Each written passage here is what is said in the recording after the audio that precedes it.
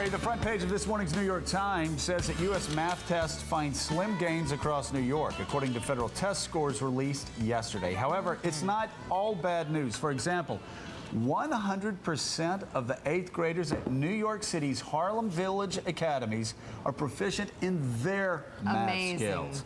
That's where I spent the day yesterday with the founder and the CEO of Harlem Village Academies, Dr. Deborah Kenny. She joins us now. It's a remarkable story.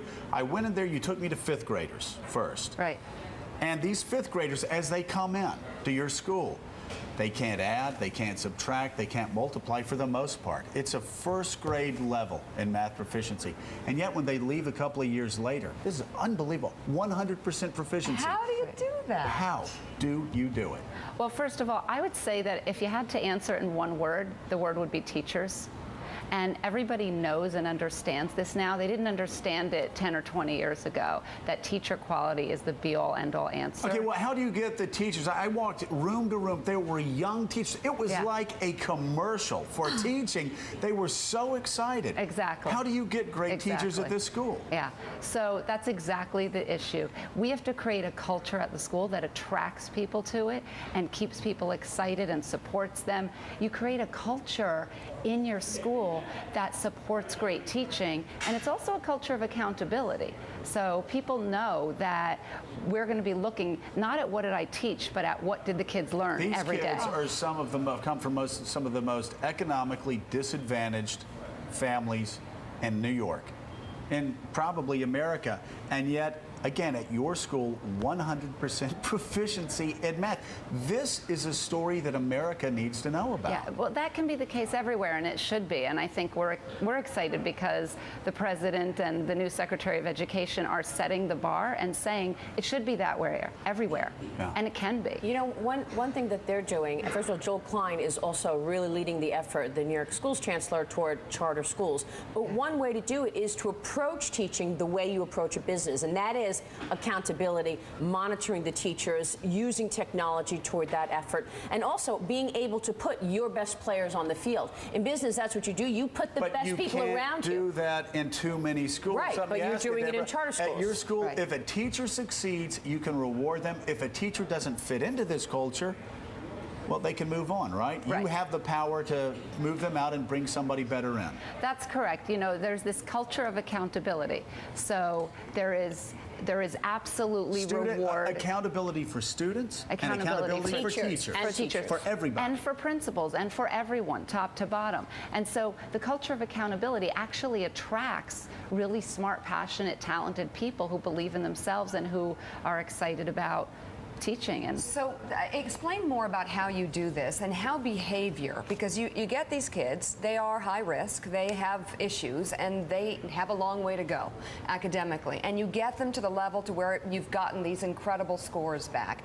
Does it start with just educating them, or how do you weave in dealing with the behavioral aspect of things? Yeah, and I think that's an issue everywhere. I don't think it's just in Harlem. I think behavior is an issue across the country and across the socioeconomic spectrum.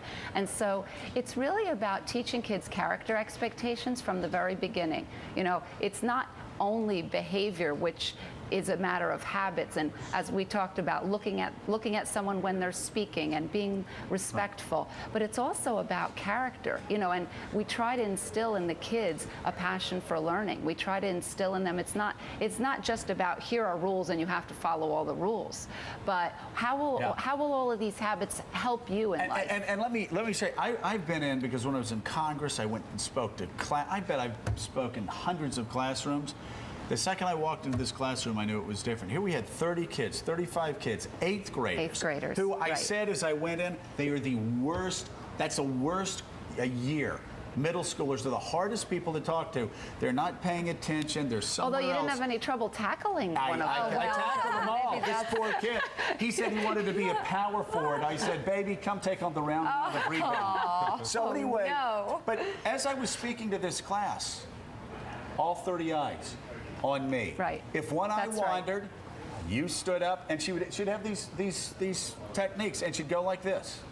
And then that student would make eye contact. If their head slumped down, she'd go like this. Then look up. they behaved better than any 8th grade class I've ever spoken to, and I've spoken to tons of 8th grade classes. And there is a lot of this going on in the city. I told you my mom works at Harlem Academy. One of my best friends helped found the New York Harbor School. But what do you say to other schools who don't have a Deborah Kenny or struggling with public schools, struggling with financial problems?